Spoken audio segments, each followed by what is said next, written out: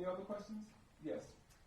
You talked about how, the pictures and the story behind them is really important to you. Yes. And nowadays, I don't know if anyone else feels this way, there's a little bit of overexposure with all of the cameras and the internet and Facebook and all that. And I think maybe the loss of significance to a certain degree. Do you, I just want to know what you think about how things are today, or if it's a beautiful thing. I love it, to be honest with you, because everyone's documenting right now. Right. I love digital photography, but now, rather than say, you know what, let me take a picture and I'll have it back for you in 2 days. And I can say, come check out your picture. Yeah, I like that. Yeah, I like that. I mean, that's kind of cool. I can email it to you, so it's great. And yes, people are documenting right now like never before. I'm seeing stuff that, it's like, wow, they shouldn't have took that picture. I'm seeing it.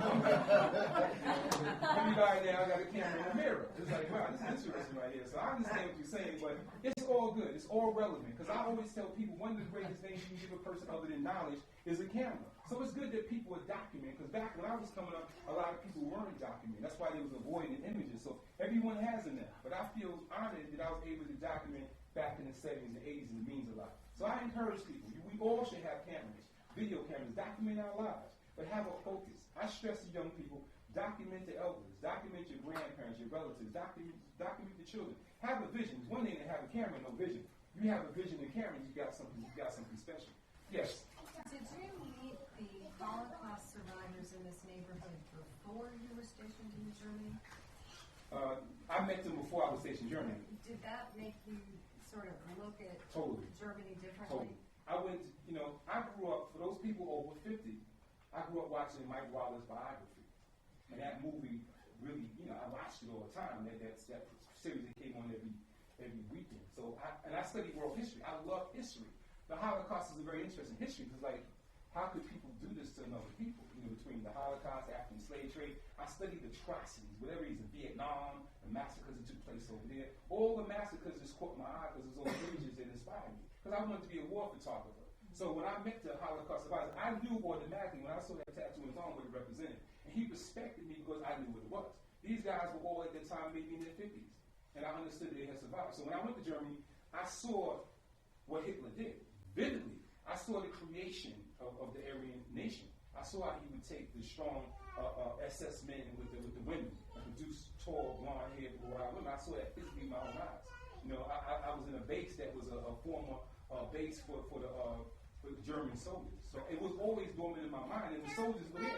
When I saw these old men in their 50s and 60s at that time, I knew they were former German soldiers, and I communicated with them about that. So it helped me to understand. So Germany, my experience on Delancey Street, it helped me to understand suffering. And these men, they were very interesting men. And I developed a relationship with them over the many years of shopping.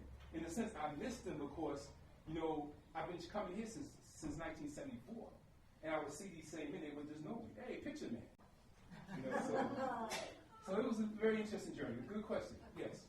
How did the blackout influence fashion? I heard you say, the blackout. I'm really interested in that. I want to explain that to you. That's a very interesting question. See, people don't know about that. They don't say, they never said this on VH1. I want to tell you. How that influenced fashion was, I have to be very real. This is a very painful history, and I don't like talking about it, but this is the only way people understand. You get the person who might have broken into a jewelry store. He got all the rings. So now the next day, you got a guy wearing no rings on his hand. That's one. You got the guy walking around with glasses on with no lenses. Unfortunately, he might have been affiliated with a glass store. He got guns. He got nice frames, no lenses. You got the guy wearing mismatched sneakers. They have the showcase sneakers, and you got one blue, you got one red. That's one. You got the guys wearing the mismatched t-shirts, the tank tops. The way that is, let me explain that one to you. People don't know this, so this is history right here. You got to understand right here. You got the two-tone tank top shirts. There's a science behind that. So you got the T-top and the tank top. You might have got into a store that had shirts. So you had the T-top and you had the two-tone. You have the red with the white. I'll give you an example of that. So that influenced it. So that's how it influenced fashion. And you had some people that would change their clothes 3, 4, 5 times a day. Why? Because they might have hit the store with a lot of clothes. So I have to be honest with you like that. Even with a lot of, it's a reality. And I didn't feel good about that, but it was a reality that happened. It was an opportunity. It wasn't a good one, and a lot of people suffered behind that. But it was something that happened. Do you think the people that saw people wearing that, they followed it, like they thought that? Exactly, it became a trend. Yeah. Like when people started to do that. No doubt, because back in the 70s, there was a lot of people who wear glasses with no frame. That's a very popular thing. So certain people would kind of like, that were, in a sense, alpha, they create the styles. Even with the styles back in the 80s, if you have a live person wearing that style, then everybody wants to wear it. But he's wearing it, like certain guys in my book, they pretty much alpha. Everybody, like, these guys are alphas, right? These are generals, as I call them. They dictate fashion. They were downtown Brooklyn, their sneakers were clean, they carried toothbrushes around, make sure they're clean. See, back in the day, and it's a tragedy, you step on somebody's sneakers, you're going to have a fight. It wasn't a good thing. I tried to eradicate that, but people wanted to be clean. You know what I mean? And so we didn't have cars back then, so your sneakers was your main form of transportation. It's like, then you stepped on my sneakers. It's like, so it seemed minor, but it was a very interesting dynamic. I'm not happy about the blackout. Like I said, it was my birthday. I stayed home. Yeah, I stayed home, and it was a blessing that I stayed home because things might have changed because it's opportunity. We kind of changed it. But for me, like I said, I had to turn 17 to go into the Army. So that was my big day. My partner had already turned 17 before me. He was about to leave. He's like, I got to get out of here. So once I turned 17, I was going. Like, that was a big day because I stayed home. And I'm glad that I did. Yes? Speaking of fashion, is there truth to the attribution of the low-hanging pants originating in prison because they didn't have belts? That's a very good question. And let me tell you about that. That's a misinterpretation. Because when I worked there, this is the story people don't talk about. You took a person's belt if they were suicidal. So when you interviewed them and you sensed that they weren't mentally stable, you took their shoelaces and their belt because they were considered weak. So they were the ones that walked around like that, and they were treated indifferent. Now, if by chance an officer took your shoelace and you was kind of strong, what you would do, you would take a sheet of a bed and you would take a strip and you would tie a belt on the loop so your pants will not fall because you didn't want to look like that. I don't understand where this culture came from. I really don't understand it. I don't know how prison is now. I've been retired for 8 years, but I don't remember seeing it. I don't know where it comes from. I cannot hate on these young men. I just came back from South Beach, and I saw thousands of men with their pants sagging, and women thought it was sexy. And that only enhanced it because they just did. And I'm being honest with you. And I have to go back into my day when men, and I tell my wife this all the time, it's like, because I have a friend of mine who always hates on young people. They walk around with their pants hanging off and this and that. But let me tell you something about your generation. So many of you guys wore high-heeled platform shoes with long maxi coats with big hats. And, and most of you look kind of strange back then, too. So don't hate on that generation because you came from a generation where you wasn't too correct either. So rather than try to hate on them, you try to educate them. So you lead by example. See, I'm a tailor-made person. One of the things I did during the days of Diminished Street, I would go down and buy me some fabric, and I'll design my own clothes. I wanted to be different. So I got this, I designed this, because I didn't want to look like everybody else. I wanted to be myself. I wanted to have an image that was just different. So you said, you're different. You know what I mean? Where you got that from? So I never followed any trend. In the beginning, I did, because I did shop in the last year back in the early days, when it was pretty much like this. We were simple. Because these kids look at this stuff, they crack up laughing. Their pants are skinny tight. And maybe it should come back, but hopefully the mind will come back with it too. And I mean that with all seriousness here, because people talk about the style is coming back, but the mind is a very important thing too, because we had a certain, look at the seriousness of these young men here. It was about being erect. It wasn't about slouching. You was erect. These are young men in their 20s. We spoke a certain way back then. Like, how you doing, brother? How you doing, sister? We had respect for the elderly. We were very different. Things have changed now because crack. See, we got to go to crack now. I'm not going to ever let crack off the hook. Crack changed everything. Crack took people, because when I came up, it was very important to know, too, Roots came out in 1976. And when Roots came on, it was watched in the homes of so many Americans. And it changed people's thinking. It gave them a sense of pride to say, wow, look what we came from. So people changed. They changed their name. They changed their attitude. They changed their spirit. They had greater respect for the community. A lot of things changed. So there was a sense of pride that was coming on. Even in the early days of hip-hop, it was about pride and education and togetherness. When crack came out and freebasing, everything changed. So when crack came out, 2 things happened. 3 things happened. Before crack actually hit hard, the movie Scarface came out.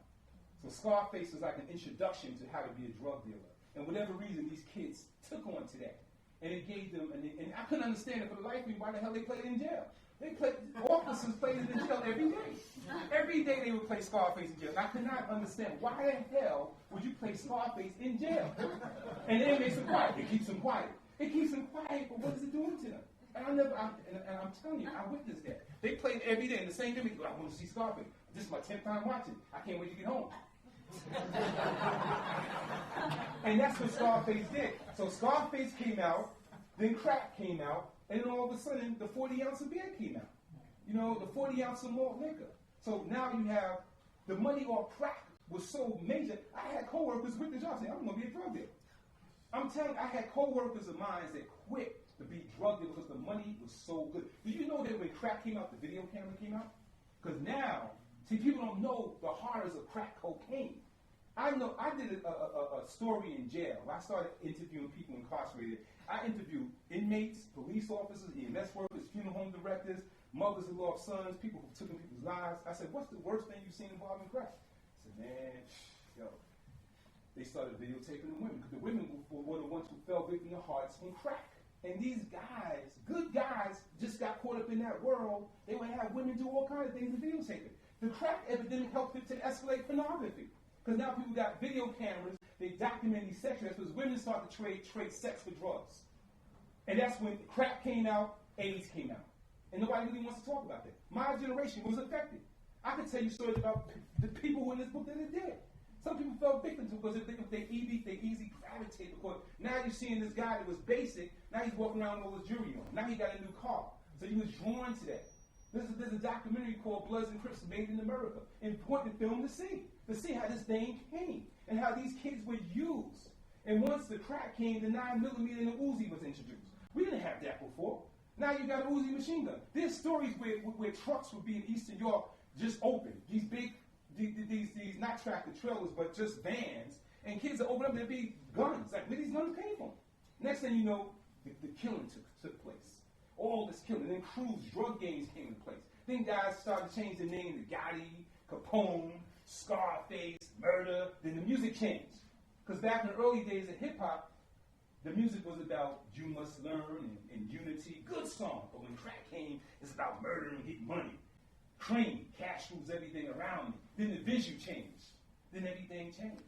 So crack, that's why I ride on it. Somebody told me the other day, I did an interview, said he's on a tangent about crack. How the hell can I not talk about crack? How can I not talk about it when it affected so many people around me? As a correctional officer, everybody who was getting locked up for crack. When I interviewed them, what are you here for? Drug. Everything was drug related. Then you had TNT, which is a police unit that just was arresting everybody. They go in the neighborhood, bust everybody. Everybody. I saw grandmothers locked up. Why are you here? Just bust the whole house. Go in the house, arrest everybody. And what people needed was rehabilitation versus incarceration. You didn't have to incarcerate people. Rehabilitate. Yeah, there were some people that were bad, but it became big business. And that's when it became, the prison industrial complex blew up because of crack. It was profitable to me. It's like, you got overtime today. It's like, damn, again? Because there was so much money to be made working in a job. And everybody got paid. The funeral homes got paid because thousands of people died. I went to the funeral home. They were burying people every day. This is good business. But you're burying people. And think about it. I used to always give the scenario to kids on the street. This is what people don't know about. When I would see young people in the street, I said, brother, can I take a picture of you? And I started to engage in conversation. I would talk about the violence. I said, just imagine a situation where I see you and I murdered you for something. This person's dead now, and you're doing 25 life in prison. For what? His family suffering, your family suffering. For what? And I used to always tell them that. When I shot at downtown Brooklyn, I didn't know it was so much war going on. I had photographs of killers and victims. Sometimes I served as a mediator to prevent things from going on because they respected me. I would photograph a crew of guys, and then across the street, I go see another one. They were enemies to one another. They tell me now, it's like, it was so foolish back then. I mean, so many people I know have murdered other people over nonsense, and it pains me. And I would hear these stories like, I got to stop this. That's what I was about. I wasn't about being a photographer. I was trying to be a street teacher. I wanted to touch the lives of people because I didn't like what was going on. I hate crime. I hate it with a passion. I always said I want to donate my money to the crime victims. We hear about a vicious crime, like the girl that got murdered the other day in Brooklyn, coming from the party with her boyfriend. She's murdered, got the child. You read about it one day, then it's a dead issue. What about the child? We don't talk about that stuff. You know what I mean? So we have this generation of all these children who are suffering from post-traumatic stress syndrome, just like war. You got a better chance in dying in Brooklyn than you do in Iraq or Afghanistan combined. And a lot of these kids that walk around suffering. A lot of kids have been shot. A lot of kids had to harbor in bathtubs to avoid being shot back in the heyday of the crack era. I know so many people who fell victim to it on both sides of the war. A woman who was addicted to crack once told me what crack did, and it baffled me when she said that. She said it made slaves out of women and freaks out of men. Like, what did she mean by that? It took me a while. Slaves out of women and freaks out of men. Because what it did to women, it took their dignity away. And now men became gods. And now you could take this little cheap thing of cocaine and say, girl, if you want this route, you know what you got to do. And women were doing it. Story of the woman putting the child in the microwave, selling the children. There was welfare hotels. I documented the welfare hotels back in the days. The pedophiles, they flocked to New York. Because so many women were dysfunctional, they can go to a welfare hotel and get a little kid with no problem. And I watched that. A lot of kids were destroyed. That's why we have problems today.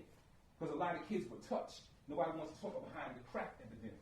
So there's a lot going on. So my work is about the people, trying to engage people, to give them hope. I hated the word ugly. I remember when I was young, I got to tell this story. Every chance I get, I tell this story about ugly. There was a girl that was poor, and for some people, she was unattractive. And the alpha girl, the bully girl, saw her one day and decided they were going to pick on her after school. And an after-school fight, and it was a lynching to me, a lynching, where this poor, innocent girl, to this very day, I want to see her. They beat her down because she was poor. And that was the reason. She was poor, and as far as they concerned, she was ugly. And not only they beat her down, they dehumanized her by pulling up her dress, pulling out her panties, and taking a broomstick and shoving her vagina.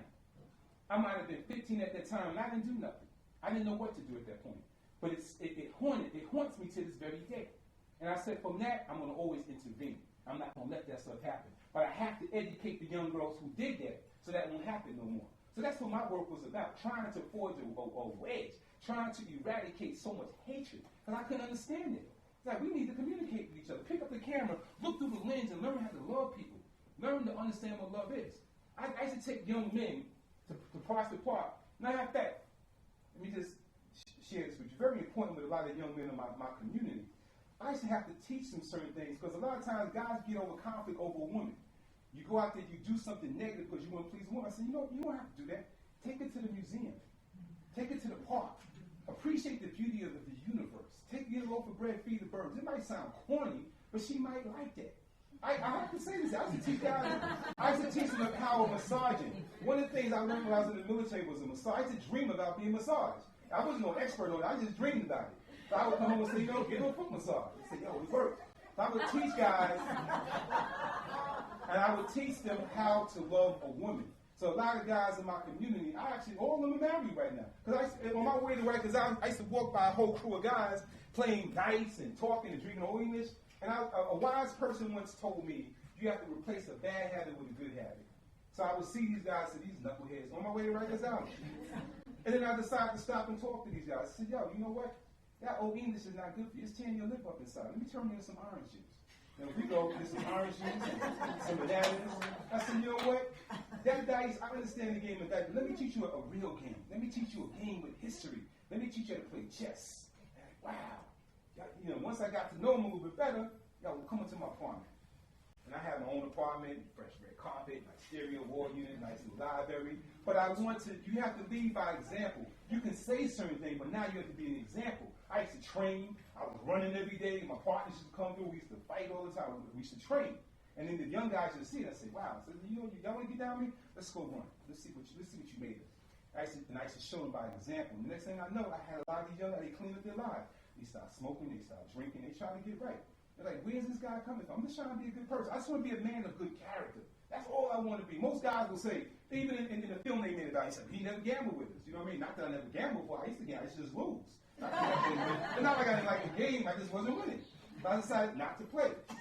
So I just try to be an example. And I have to take on the responsibility of a role model. I ain't the best person, because I got to tell you, I'm wounded. I'm full of wounds right now. I'm suffering. I've seen a lot of death and destruction, so I'm wounded. I'm not at my best right now. I'm going through a lot psychologically. This filmmaker did a film of my life, and I'm not happy with it because I wasn't speaking the way I should have. I was being evasive in my conversation. And I can't do that no more. So from this point in my life, everything I'm doing is going to be called straight no chaser. And I feel like I do that. Straight no chaser, because I cannot hold it in no more. I have to talk about what I've seen throughout my life. And this is a very important life. And these books are God. And I have to thank my father. I didn't like my father. I'm going to tell you, I didn't like my father. My father was divorced from my mother. I didn't like him. I got the baddest guy in the neighborhood to take him out. I said, yo, I need you to do something for me. I don't like what my father did to me. You need to go knock on my door. When he opens the door, you need to take care of him. Because he did something to me that I did not like. But I let that go. So my father never saw the success of my books. He has no idea the impact that my work had. Believe it or not, when he would see these pictures, he would look at them and say, God, why are you wasting your time? He never agreed with none of his work here. But what he did teach me that was great, he taught me how to shoot landscapes. He showed me how to create fine arts. I have a whole body of work that's fine art photography. I've never even shown, so he never understood the value of this here. He never understood why I shot prostitutes and homelessness. He couldn't understand, like, why are you wasting your time? But for me, coming from Europe, I could not understand how people were living in the street homeless. So I saw the need to document. That's why in all of my books, you see homelessness. Prostitution always blew me away. How could women sell themselves? So in this neighborhood back in the 80s was known for prostitution. Known. When I used to put my film in I used to get my film in Chinatown. Cheap film. Fuji film, sitting in the sun all day long. I never knew there was a B&H. I thought I was getting there. I said, $250 ain't bad. Not knowing that it expired, but I got it because I was young. And I would shoot my pictures, develop them in Chinatown, and while I'm waiting for an hour or 2 hours to come around here, I would hang out and I would shoot for prostitutes. So in my new book, I'm introducing that for the first time. I waited many years. A lot of them were murdered by a serial killer some years ago, so a lot of them have died now. And it's funny because you look at the women in the book, you don't know they're prostitutes. The way women dress now, you can't tell. It's like, man, I like it.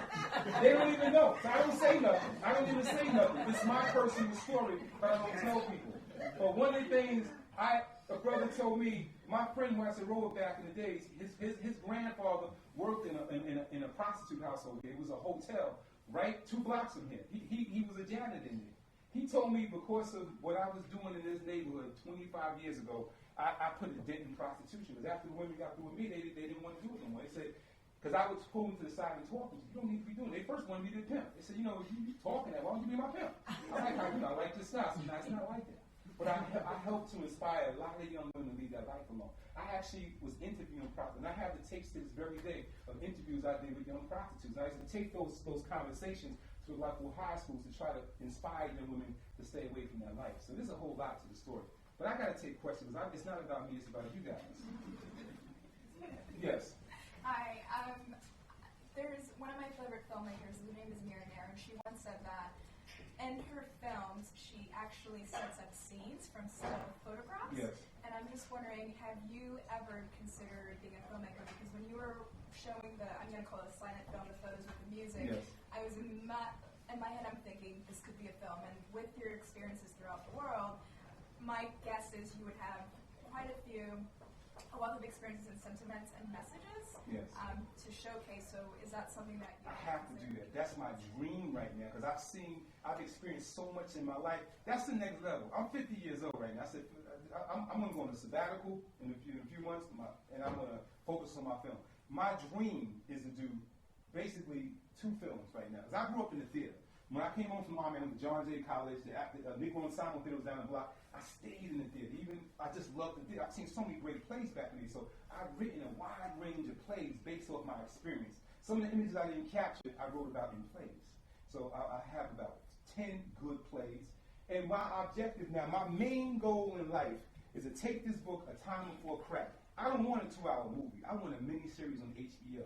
And I want to take this book and bring all these characters to life and show the reality of when my life was grown back in the days. Because all too often, people misinterpret it. Oh, that's hip-hop. Yeah, it is an element of hip-hop, but I'm not going to forget the Temptations, the Supremes. I'm not going to forget that. We got to go back. We got to go back to the 60s. We got to go to Vietnam. So I'm going to do a mini-series right now. So I've written an incredible story that I'm going to share to HBO. And hopefully, like they did The Wire, The Corner, Oz, The Sopranos, let's do a mini-series about the 70s and 80s. and I think it'll be really, I call it really the late 70s. I have to do that. It's an incredible story, and I think everyone will appreciate that. To show the language that we have with one another, to show the style, to show the music, the time. I have to do that. That's my goal right now. I have to do a movie about my experience in the military, because that was a very interesting experience for everybody to have on all green.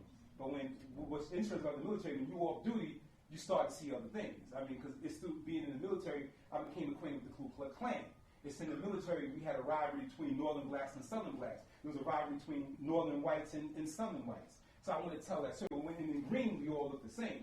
But once that stuff came down, you saw a lot of other things going on. So that's one of my dream projects, too. We hear about the Vietnam War. We talk about Iraq and Afghanistan. But the 70s in Germany was a very critical time. Because, again, with the drug epidemic over there and with the racial hatred that existed on the base, was terrible. So I want to talk about that in the form of a play and perhaps a movie on HBO as well. So I'm looking at HBO because HBO has done so much with photographers over the years. I feel that they would be the key people that will appreciate my vision. So hopefully with the success of this book here, you can't deny me now. It's like there's 5 books out there. And my strategy was, as a chess player, my strategy was books are converted into movies. So hopefully if you see the success of this book here, it makes sense to say we need to do a movie. Even you want to call it, I can't call it Back in the Days. I'll call it Back in the Days, a time before crack. But you better believe that word crack will be a part of the conversation. There's no doubt behind that. But more questions here, and I really appreciate all of you guys. And before we go on, I just want to say thank you for coming out. It really means a lot to me to share my voice because this is therapeutic for me. Having an opportunity to engage you in conversation helps the healing process because I suffer every day. I just got back from Miami. There was a killing that took place right outside my hotel. The police just opened up on this guy. And this is a very terrible thing. 4 innocent people got shot. And I had to be there. I had to go there. You know, it's an event called Urban Beach Week. And it gave me an opportunity to be amongst a lot of young people. There's gangs from all over America there. And it gave me the chance to engage a lot of them.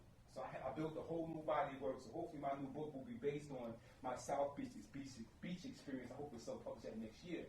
And it showed just so many young people I talked to. And they all had good hearts. Despite what people feel, we might see the blue, we might see the red, we might see the swagger, the pants hanging up their behinds, but I still engaged them as an elder, and they gave me my respect. And I was able to express my love for them, and it was a good experience for me. So it's a part of the journey. Sometimes we might find things to be repulsive, but we have to sometimes take time to talk to people rather than turn our head. I mean, it's hard.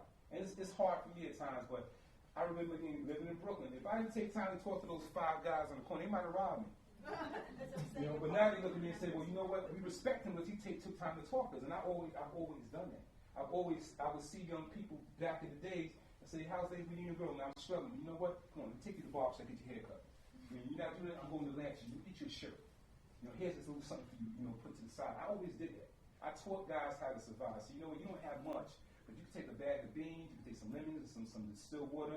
You can make lemonade from the lemons and the water. You can take these beans and make some bean soup to hold you down. You know, I used to teach guys that they really didn't know. So I don't know how I didn't even drift away like that. But any other questions? Yes. What's the process of archival that you went through, and then when you first decided you were going to do a book, what was that process of editing and everything that you had to go through to kind of come through? It was a difficult process because I lost a lot of my work. My aunt threw so many of my neighbors away. I mean, I'll never understand that. You know, I used to develop, you know, in my house, and she found negatives that I just forgot about, and she threw a lot of my really good negatives away that I first started out with.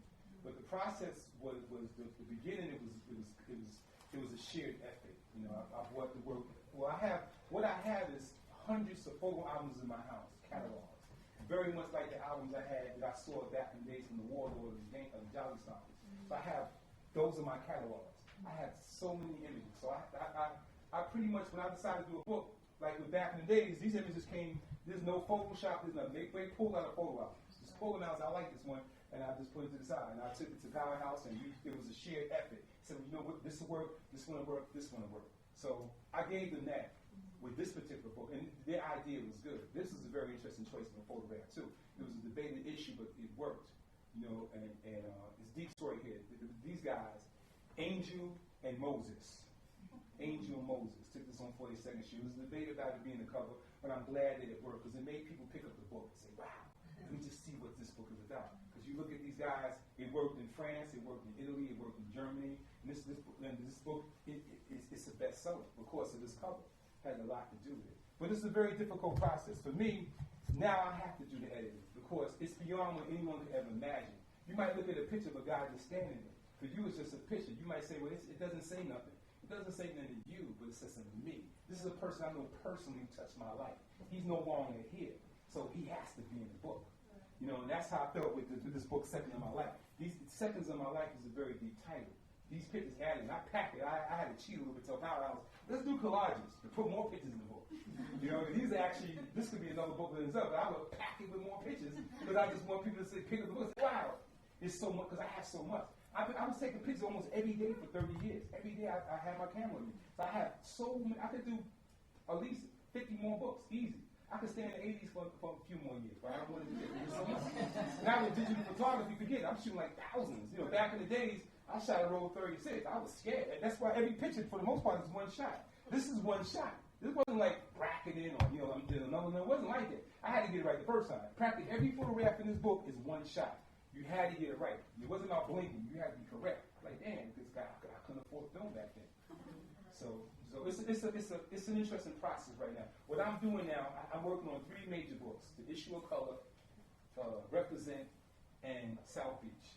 So I'm loving that right now because I have so much work. It gives me a chance to put them in photo albums and just categorize them and hook them up with my computer in terms of files. So the process is so much easier now than it's ever been. With some of the old school rappers, because like, I think Fat Five Freddy wrote something about how you really captured the images of what people felt back in the day like that. So I'm wondering how is it now with some of the old school rappers now? They might try to relate to you now. Oh, they do, and I feel good about that. A lot of them have contributed to the book. You know, KRS has contributed to the book. Rakim has contributed to the book. Big Daddy Kane appreciates the work. A lot of the old school people appreciate the work because they lived that. They really understand. The new jacks are funny. It's like, man, that's that old school stuff. You know what I mean? You gotta shoot us without pants saying. You know what I mean? So the old school people from this generation, they really appreciate the work right here. And I embrace everybody. Right now, I'm trying to focus more on the young people. That's why I went out to South Beach, because I wanted to be around the young. I want to hear your language. I want to know what's on your mind. I'm not going to shut you down. I want to engage you. You know what I mean? In a sense, try to take you to another level. Because I hear what you're singing about. You know, how many songs are we going to sing about blinging and women and all that? Let's take it to another level. My images are all open for your music videos. So if you want to do some music videos about some real issues, my whole entire archive is open to you to do that. So I'm trying to get with them because if not, they're going to continue on that same path. And they need guidance. And they really need guidance. And if nobody doesn't say anything, how are they going to ever learn? So there's certain things out there I'm seeing and hearing is very troubling to me.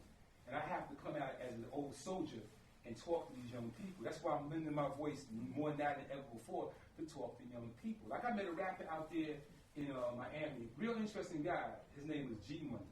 And he's trying to get into the industry. And he's telling me that I don't want to do these songs about women and clubs and all that and drugs. But he says that's the only thing selling. He says, he brought me to his car and I heard the song that he did. It was a beautiful song about struggle and sacrifice. That's a beautiful song. He said, but nobody wants to hear that. I said, you're wrong. You're wrong. I want to hear. People want to hear songs about that. He was murdered in a vicious way. That's an interesting story. So, I have to use my pictures as a form of visual medicine to inspire people to just look at things a little bit different. So I have a question. Just a lot of the neighborhoods you shot in the 70s and 80s have changed since from gentrification. Yes. Both in terms of how the community looks physically, and also the people are there. And so I just wanted to kind of get your thoughts on how things have changed in some of these neighborhoods. Yeah, things have changed. It's very interesting for me to go back to certain neighborhoods in which I grew up in because I don't know nobody anymore. It's a strange thing that people I know don't exist anymore. A lot of people cannot afford to live here, so they moved down south. They moved upstate. So like I go into areas and it's like nothing but new people. Very few people I meet were born. That's a very important picture too. I'll tell that story later on. But it's a strange thing. I see change, but for me, a person who's been around for a long time, it's a strange feeling. Even when I come down here, it's a strange thing. Wow, so much has changed. But I guess it's a part of the aging process, and we have to change. We have to have change. And I'm glad I documented this time. I can always look back at how things were. I still have profound memories of how things were. So I have to embrace change. It's nothing you can do about it. I embrace it. I accept it. And I learn from the people who move in the community. You know, so this is how I feel, brother. Sometimes it's painful. It's very painful for me because like I said, I don't know nobody no more. I can go into the neighborhood I came from and not know nobody for a lot of reasons. That's scary. Yeah, people. Photographs. All right, but I shoot every day, and I love this life here. And one of the greatest joys of being a photographer is to be in a position to engage an audience right here like this. This means the world to me, you know, to share my vision. So I thank all of you for coming out. And